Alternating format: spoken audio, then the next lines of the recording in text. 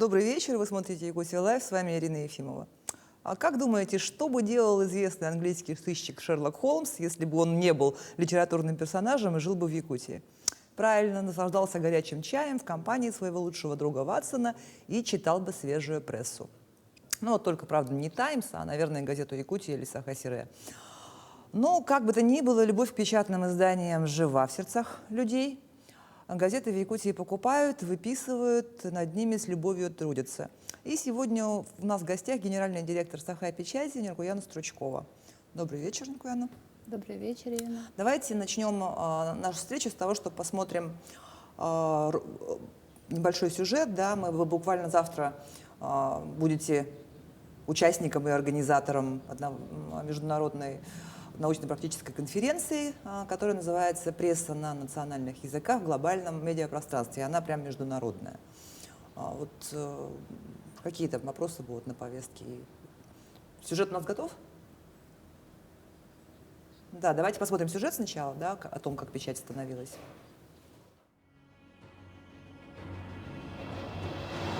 Основоположниками первых изданий на якутском языке Саха-Дойдута, Саха-Олого и первого журнала Саха-Сангата являлись представители интеллигенции начала 20 века.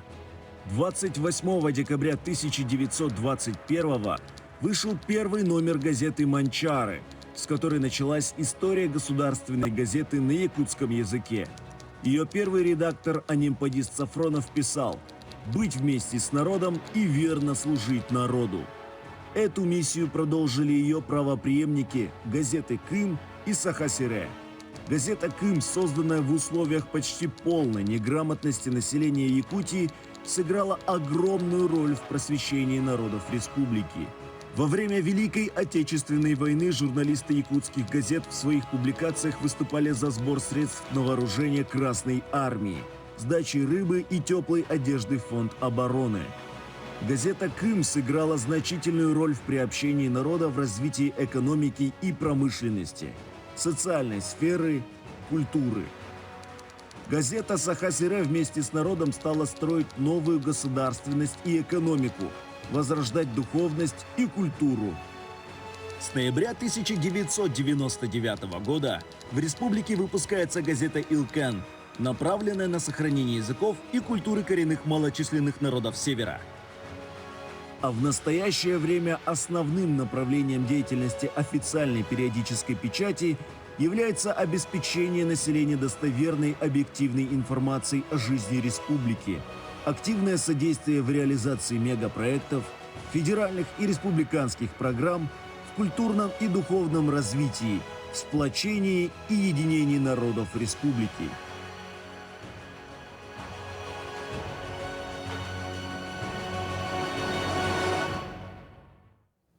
Ну вот, конференция с таким названием «Пресса на национальных языках в глобальном медиапространстве» пройдет уже в эту пятницу и субботу в медиацентре.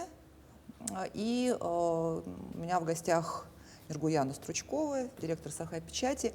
Ниргуян, получается, что, вот как мы сейчас увидели из ролика, 100 лет, да, первой газете?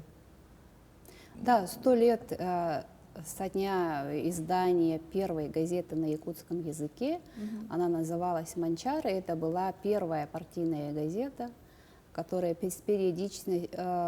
была основана как периодическое издание, которое бы выходило постоянно на якутском языке. И, конечно, это, как мы видим из ролика, это был большой прорыв. Это послужило в той среде неграмотной якутской, да, когда на якутском языке, на родном языке люди могли узнавать и новости, и понимать в целом курс развития и страны, и республики. Но вот как там прозвучало, что первая газета была запущена в условиях почти полной неграмотности якутского населения. То есть, получается, своего читателя воспитывали. Да, своего читателя воспитывали. То есть, может быть, люди учились читать даже по этой газете? Да, людей учили читать по этой газете. Она приходила желанным гостем. Это было, ну, как большая помощь в том, чтобы люди начинали и читать, и писать, и узнавать новости. Это возникала новая культура в целом, да? Понимание, культура чтения в целом, да? И письменности, наверное, такой публицистики в целом. Вот расскажите немножко о конференции. Что там будет, какие вы там вопросы будете обсуждать? Вот правда ли, что вы хотите обязать всех выписывать районные газеты? Ну, эта конференция, она запрос времени.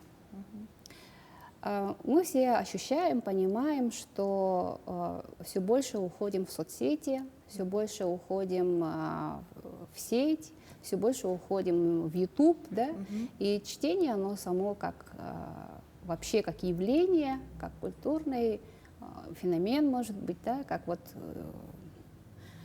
Привычка. составляющая человеческой жизни в целом, да, она вот оказалась в таком, сказать, ну, в каком-то вот промежутке времени, состоянии, когда мы не знаем, что будет через 10 лет, да? Мы не знаем, как, в каком мире, когда вот у нас появляются метавселенные, мы не знаем, как все это будет на самом деле, да, развиваться.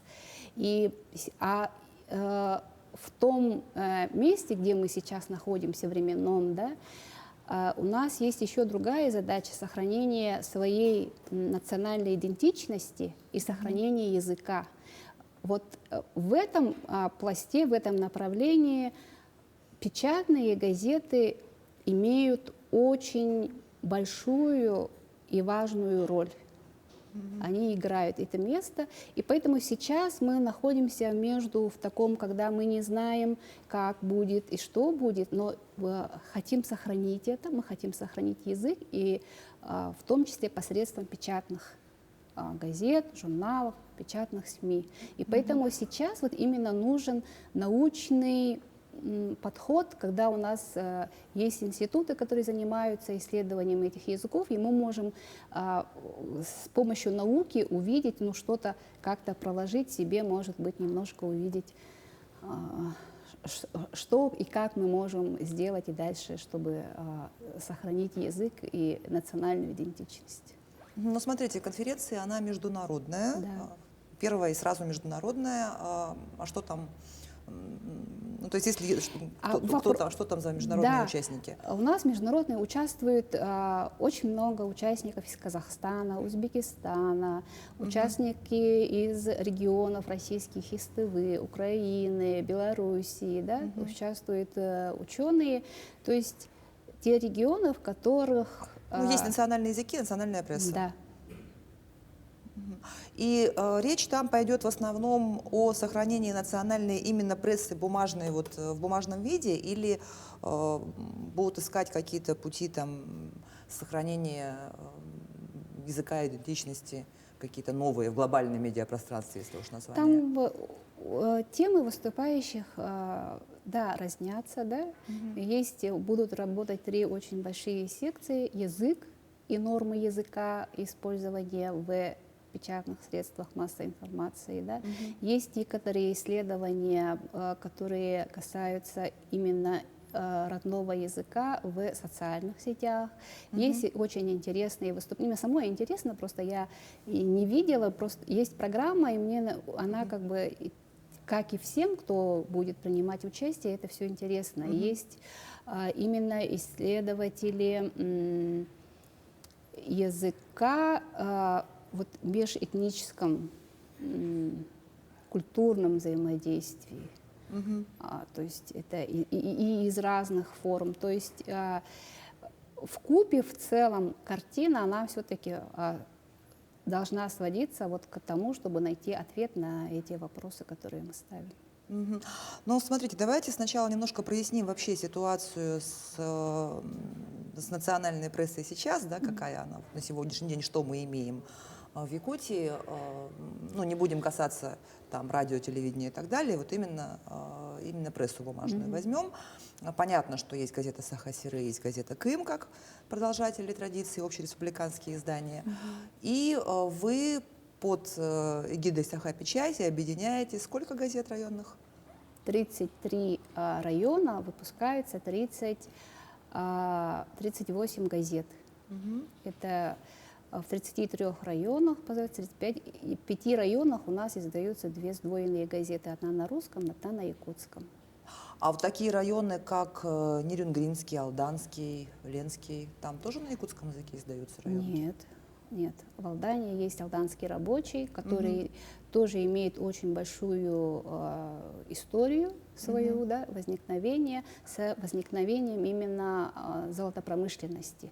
Там именно в Алдане у нас появилась первая газета, да, и у нас началось именно развитие. Я была вот в Алдане, в Алданском рабочем, видела в эти подшивки, да, газета была ежедневной и выпускалась тиражом 15 тысяч. А население Алдана тогда сколько было? Население Алдана, значит, было таким, потому что каждый дом, каждая семья, предполагается, да, они выписывали газету. То есть это 15 тысяч, каждый день выходила газета, без выходных, субботу, воскресенье. То есть население постоянно, в ежедневном режиме получало газету. А когда вот эти тиражи были, в каких годах? Это были тиражи 50-х годов, я видела такие тиражи.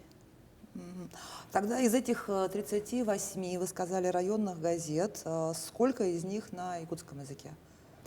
На якутском языке у нас 23 газеты. 23 из 38 на якутском языке. Вот. Помимо этого у вас ведь есть еще журналы, да? Этого у нас есть журналы наши республиканские, наша большая гордость. Это журнал «Чалбон», наш легендарный. Это, вот тут можно видеть юбилейный номер, 95 лет журналу, да? Это стоит на обложке зачинатель журнала, анимпадист Сафронов. И также в этом году мы отмечали юбилей журнала. Это старейший журнал, издаваемый на якутском языке. Это национальное достояние, можно сказать. Есть его русская версия «Полярная звезда». Ну, не русская версия, это но не в смысле... русская версия, а это литературный журнал. Литературный журнал, да. На русском языке «Полярная звезда». Тоже у вас выходит. Да, тоже у нас выходит. И но вы его с собой не взяли. Да. Потому что у нас речь о прессе на национальных языках, я поняла. Да. И вот «Далбар Хатун» у нас свежий, да, журнал зародился в 90-х годах. Чуть выше поднимите. В 90-х годах известен редакция, да, это Наталья Ивановна Харлампиева, как основатель журнала. В начале 90-х был основан журнал и с тех пор выходит на якутском языке. Вот. И кроме того, у вас еще есть газета «Забота Арчена», на 2 языках выходит? Да, на 2 языках выходит. И газета на языках коренных малочисленных народов Севера «Илкен». Ну, звучит так очень солидно, очень большое количество изданий, но вот, а если спросить про тиражи? Тиражи – это боль сегодняшнего дня наша, да, поскольку… Но они сейчас везде падают, у всех падают. Это как бы общий тренд, мировой тренд, да, когда у нас на газеты, на бумажных носителях падают тиражи. Но есть такая уникальность, да, как у нас географическая, вообще в целом уникальность республики, и как вот именно на национальных языках у нас газеты, ну, то есть на родном языке у нас есть газеты. Мы держим сейчас тиражи, которые были и в прошлом году, да, и в позапрошлом, и сейчас у нас вот где-то силами, усилиями самих редакций, да, мы их оставляем, держим на уровне одном, вот 2 года это точно. Но на каком одном-то? Это 1000 плюс-минус 200 в каждом районе. Ну и, соответственно, в арктических районах, если население во всем районе 2000, да, то газета где-то 400 экземпляров, это в арктических районах. В арктических районах у нас население самого всего района 4000 плюс-минус. То есть, ну и, соответственно, тиражи Пропорциональное пропорциональное количество количеству жителей. населения, да. Понятно. Но вы активно развиваете социальные сети. Также и любимый многими новостной сайт Улус Медиа, он также к вам относится. Вот я правильно понимаю, что те же люди, которые работают в районных газетах, они же и улусные корреспонденты Улус Медиа? Да, совершенно правильно.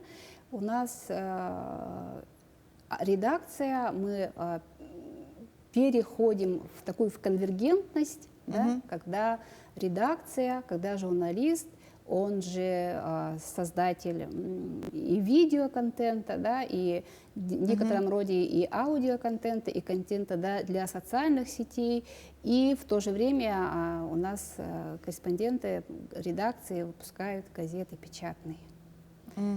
То есть это, да, у нас увеличилась нагрузка. То есть Ну, потому что сайты обновляются каждый день, естественно. сайты обновляются, потому что новости у нас живут час сегодня, да, поэтому газета выходит раз в неделю, а новости, которые вот сейчас вот должны донести до жителя района, да, то мы можем спокойно сегодня это разместить на сайте, и люди будут в курсе.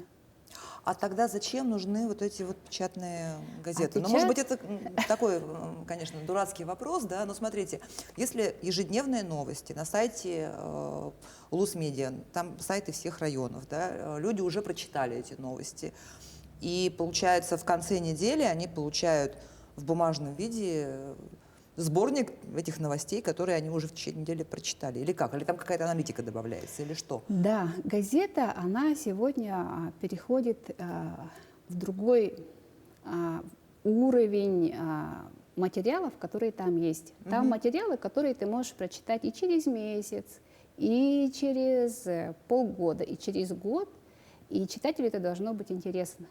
Ну, лонгриды, так называемые, да, да? есть такие материалы, когда ты вот остались те же у нас такие мемуарные материалы, которые у нас пишут ветераны, да, которые общественные корреспонденты, когда есть такие жители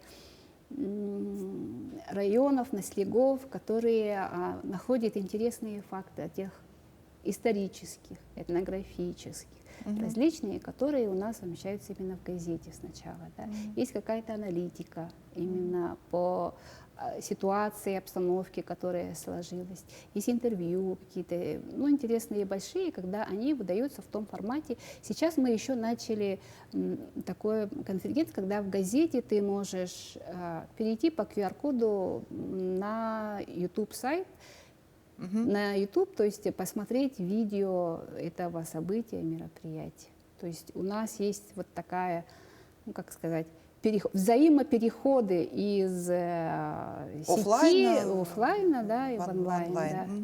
Я хочу напомнить, что мы работаем в прямом эфире, и задать вопрос гостю можно, позвонив по телефону в студию 8 41 12 42 14 39, или отправить текстовое сообщение на номер в мессенджере WhatsApp +7 914 235 0502. Ну вот, Нургуян, издания на якутском языке, на национальных языках, как носители культурного кода, должны держать какой-то баланс между сохранением традиций и вот введением чего-то нового и современного. Вот как это сделать? Наверное, надо спросить наших редакторов районных редакций, изданий, да, потому что все-таки новое это в газетах. Хорошо забытое старое? Хорошо забытое старое, совершенно верно, да, потому что именно аналитика, хорошая аналитика, на хорошем языке, хорошо поданная, она остается во все времена. То есть, как у нас была знаменитая фраза, будет одно сплошное телевидение, ничего остального не будет, то есть, ну, получается так, что все есть, то есть есть вечные какие-то ценности, которые человеку нужны. Мы находимся, современный человек находится в постоянном информационном шуме, когда ты постоянно находишься под атакой ватсапных, фейковых новостей, каких-то там совершенно, не знаю, безумных вещей, которые заходят, атакуют человека, да. Кликбейтные заголовки вот эти вот, да, шок-контент. Да, и мне кажется, скандалы, интриги, это расследования. создает такую усталость, я не знаю, прилагательное, которое нужно поставить перед этим словом, да, а усталость, читательская усталость или какая-то, когда... Но просто мозг уже перестает воспринимать эти громкие раздражители. То есть сначала, когда только появились вот эти кликбейты, да, Да. конечно, Да, там это ты было переходишь, интересно. вот, а сейчас уже понятно, что все это сливается в один этот шум, и хочется от него вообще отделиться. И хочется от него отделиться и определить какие-то, ну, важные вещи. И в газете именно это и подается. Оно вычленяет, что сегодня. И можно и разложиться, и понять и себе картинку дня, вообще контекста, в каком ты находишься, да, определить. А вот как вы лично считаете вообще, что будет с печатными газетами, в принципе? Вот, потому что, ну, тут разные мнения, да, когда появились, допустим, электронные книги или там планшеты, которые позволяют читать те же книги, говорили, что бумажных книг не будет. Тем не менее, мы видим, что это, ну, они перешли просто, стали более элитарными, да, то есть книга, которую хочется прочесть один раз, она, конечно, удобнее ее скачать в интернете и прочитать, но если какую-то любимую книгу, хочется все равно иметь красиво изданную на полочке, чтобы достать, полистать. Вот, ну, я, например, люблю. Вот, и это такое элитарное уже теперь развлечение, да, скажем так. И газеты бумажные те же, да, например, ну, на Западе, ну, сколь скоро мы идем по этой модели, сохранились печатные издания, вот, но это вот так вот сесть, развернуть вот эту вот большую газету, это вот какой-то там аристократ или кто-то, ну, как с Шерлока Холмса я начала подводку, вот. То есть, естественно, тиражи становятся меньше, но в то же время это остается уделом вот, ну, какой-то, ну, не всего общества, скажем, как вы считаете? Ну, насчет будущего печатных изданий, да, сегодня, мне кажется, никто не сможет дать конкретный ответ с гарантией, да, что я Да, говорю. а я не прошу у вас прогноз, я прошу ваше мнение просто. Я считаю, что это сохранится. Про это мой ответ про тоже, как вот говорили, что не будет ни театра, Ни кино, ни книг, ни радио, одно сплошное телевидение. одно сплошное телевидение. Все остается. Все остается, и мне кажется, какой-то ренессанс вот этих печатных изданий, возможно, он в скором времени и будет, возможно, да. Но просто сегодня у нас задача развивать это вместе. И печатные издания, да, и сетевые издания. Но вот, кстати, тем не менее, вы же подготовились уже к переходу в онлайн. Да, мы перешли, и это правильно, иначе бы мы отстали. То есть мы должны и работать, и выпускать печатную газету, да, и выпускать сетевое издание одновременно. Так работает сегодня весь мир. И выпускаются и печатные издания, да, и выпускаются сетевые издания тоже. И мы присутствуем также в социальных сетях. Но действительно читают газеты пенсионеры, которые, вот, у которых это привычка, да, большей частью, или нет? Тут тоже неоднозначный вопрос, но то, что старшее поколение, которое привыкло читать свою районку, оно также и читает. Это совершенно точно сегодня, да. Вопрос в другом. Нашего с тобой возраста люди читают ли газеты, да? Я, например, я читаю КИМ, да, я читаю Якутию, я читаю те издания, которые мы издаем, да, и в том смысле не газет, да, а именно если мы будем говорить о таких журналах, да, то я их читаю в таком виде. И, А сколько он стоит, кстати? Чобон стоит 70 рублей, в розницу, наверное, 80. Ну, вполне такая приемлемая цена. Да. Вот вы сказали про качественный контент, про аналитику, про то, что будет, может быть, ренессанс печатных изданий. У меня вот встает вопрос, а есть ли кадровый голод, как вы решаете вот эту проблему? Потому что найти, ну, в принципе, найти журналиста, который способен писать, ну, делать, выдавать хорошую аналитику, качественную, да, это сложно. Тем более, я так понимаю, что это вдвойне сложно на якутском языке. Вот, то есть, как вы... Вот... Мы испытываем кадровый голод. Я отвечаю прямо, мы испытываем кадровый голод, да. Конкретно у нас есть отделение журналистики свое, да, в университете. Вот, куда они все деваются? Мы общаемся с ними, мы заключали в этом году целевые договора на обучение ребят, да, чтобы они обучились, потом приходили к нам. Мы привлекаем ребят из вне нашей среды, то есть из других каких-то смежных, да, но тем не менее у нас кадровый голод, поскольку Ну, и зарплаты, наверное, зарплата небольшая, да. Это у нас в целом по сфере,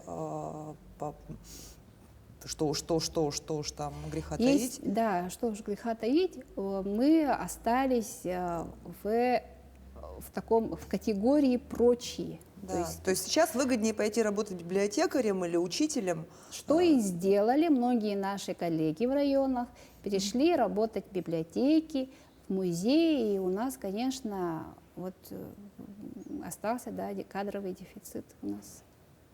Именно из-за этого, именно из зарплаты. И этот вопрос мы сейчас вот... На конференции будете обсуждать этот вопрос? На конференции у нас... Мы, естественно, поднимем этот вопрос. У нас будет принята резолюция по итогам, да, конференции, в которой у нас будут направлены рекомендации в правительство, в другие наши инстанции, да, что есть такие мнения, и нужно бы принять их к сведению. А как сильно коронавирус ударил вот по вашей отрасли? Ну вот конкретно вот по печатным изданиям. Ну, тут можно сказать, знаете, я могу ответить на этот вопрос рассказом одной из редакций, да, когда в районном центре, я не буду называть какой, просто закрылись все учреждения. Просто на ключ везде было повешено, локдаун, да. Но единственное, где газета, был вопрос, где газета, население требовало газету, поскольку именно информация, информационное поле именно в районе, да, и когда тебя касается вот именно то, что происходит рядом с тобой, оно было востребовано, и востребовано именно в печатном варианте, и да, редакциям вот во время локдауна ни одна редакция то есть не отдыхала, ничего, никто как бы, находясь в таких условиях, газеты выпускались каждую неделю. И, естественно, и спрос увеличился именно вот в период локдауна. Да. А сколько человек работают над выпуском там одной районки? Примерно. Я понимаю, что они разные, тиражи разные. Периодичность может быть разная. В пределах, в редакциях 8 человек, плюс-минус 1-2. Именно от вот в сдвоенных редакциях, где у нас 2 газеты выпускаются, там, естественно, коллектив чуть больше. И те же люди работают на сайте, получается? Да, и те же люди работают на сайте. А они там, ну, как-то получают, ну, не вторую зарплату, но... Ну, есть у нас попытки в пределах того фото, который мы имеем, да, как-то вот где-то как-то что-то делать, чтобы, да, увеличивать заработную плату. У вас же еще и книги выпускаются. Да, у нас в редакции еще и работают над книгами. Ну, расскажите про какую-нибудь книгу, которой вы гордитесь. Таких книг очень много. У нас есть такие редакции, которые традиционно именно вот в таком издательском деле занимают такие лидерские позиции, да. Это у нас Татинская редакция, выпускает, занимает, участвует в местах в таких выставках, в печатном дворе, который у нас проводится, да. В прошлом году у нас типография проводила свой конкурс, и лучшие книги наши были, да. Это книги о районах, да, о районах центрах. Это книги о тех людях, которые там живут. Их бесчисленное множество. И последняя вот книга, которая в таком очень хорошем полиграфическом исполнении, в хорошем таком качественном контентном содержании, да, это книга «Культура Уселданского луса», которая была заказана управлением культуры Уселданского района, да. Просто если бы она была бы сейчас, я бы могла ее показать, да. Очень такое издание, которое, да, у нас претендует на такие хорошие оценки. А как вот революционная политика в отношении языка, если мы опять возвращаемся к языку, вот насколько она там единая, скажем? То есть как вот дела там с заимствованиями, с теми же, как принято писать слово республика или республика просто? Ну, по этой теме у нас как раз будет проходить круглый стол на этой конференции, да, в субботу с 10 часов. У нас есть литературные нормы языка, да, которые были приняты, разработаны Институтом гуманитарных исследований нашим, да. Есть у нас управление по языковой политике, Римма Романовна Жиркова возглавляет, да, и она и является вот вдохновителем, инициатором конференции, да, и мы на этом круглом столе должны сойтись на этом поле со своими взглядами, да, поскольку на сегодня у нас имеются различные взгляды, да, вот именно в языковой норме, литературный язык, который должен быть именно в письменной, да, печати. У нас время закончилось. У нас время почти уже закончилось, да. Я хочу напомнить телезрителям и вам, что вопросы нам помогли составить коллеги из Центра управления регионом, которые отобрали наиболее актуальные вопросы, которые встречаются в соцсетях. Также я желаю, чтобы у вас же конференции было, чтобы она прошла с успехом, чтобы вы там сделали действительно какие-то важные какие-то выводы, да, к которым действительно прислушаются. Вот, думаю, что и онлайн можно наблюдать, и можно... Да, у нас есть ссылки. Да, есть, можно найти ссылки в интернете, можно наблюдать онлайн, можно, в принципе, прийти при желании и при наличии QR-кода, да, в медиацентр Сахапечати.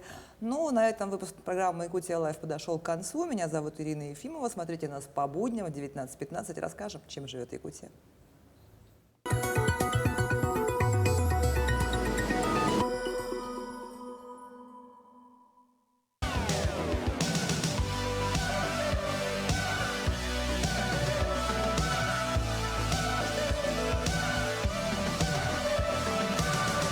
Джинса с нами теплее.